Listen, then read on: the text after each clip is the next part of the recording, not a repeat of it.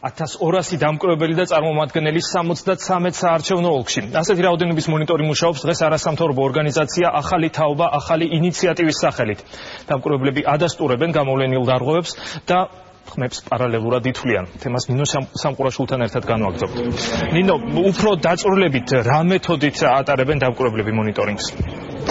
ახალი თაობა, ახალი ინიციატივა ხმების პარალელურ დათვლას დაიწყებს მას შემდეგ, რაც უკვე საარჩევნო უბნებზე დასრულდება ხმის მიცემის პროცედურა და სწორედ საარჩევნო ოქმების საფუძველზე მოხდება ხმების პარალელური გადათვლა. ახალი თაობა, ახალი ინიციატივა მსგავსად ხმების გადათვლას პარალელურად უკვე მეექვსედ ახორციელებს, მეექვსე არჩევნებზე ახორციელებს ქვეყანაში. ორგანიზაციის წარმომადგენლები აცხადებენ, რომ ეს არის სწრაფი მეთოდი და ამასთან ერთად ცდომილება ასეთი გადათვლისას არის +-1% პირველადი შედეგები, გადათვლის პირველადი შედეგები პარალელური დათვლის იქნება ცნობილი უკვე ხვალდილით.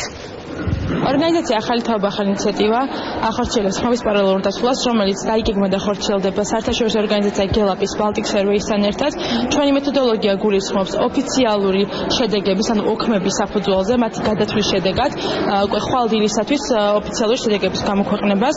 მეთოდოლოგია გულისხმობს +-1%-იანი ცდომილებით, ასე ვთქვათ, შედეგების გამოცხადებას. მეთოდოლოგია არის ძალიან გამჭვირვალე, სწრაფი და ზუსტი, ვინაიდან როგორც მოგეხსენებათ, ჩვენი მეთოდოლოგია გულისხმობს ოფიციალური ოქმების გადათვლის საფუძველზე შედეგის მიღებას, რაც ასევე რა თქმა უნდა მთავარი პლუსი არის ის, რომ ჩვენ ვამოწმებთ საარჩევნო ადმინისტრაციას, რომ უკვე ოფიციალური შედეგები, რომლებიც დადგება საარჩევნო უბნებზე, თუნდაც შემდგომ ან არ შეიცვალოს, ან რაიმე ტიპით არ მოხდეს მათი მანიპულირება.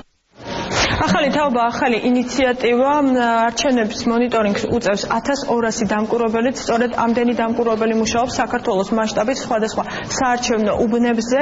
უკვე მოსწავლე ახალგაზრდობის სასახლეში არის მედია ცენტრი, სადაც იყრის ყველა ინფორმაცია თავს და ახალი თაობა, ახალი ინიციატივას ხელმძღვანელი 3 საათში ერთხელ აცნობს საზოგადოებას ის თუ როგორ მიმდინარეობს ქვეყანაში ხმის მიცემის პროცედურა და 2012 წლის საპარლამენტო არჩევნები. აქ რამდენიმე წუთში დაიწყება პრესკონფერენცია და 3 საათისათვის განვითარებულ მოვლენებს და ის თუ როგორ მიმდინარეობს ხმის მიცემის პროცესი ქვეყანაში, უკვე სწორედ ამ წუთებში გააცნობს საზოგადოებას ახალი თაობა, ახალი ინიციატივას ხელმძღვანელი. მადლობა ნინო, ეს იყო ნინო სამყურაშვილი.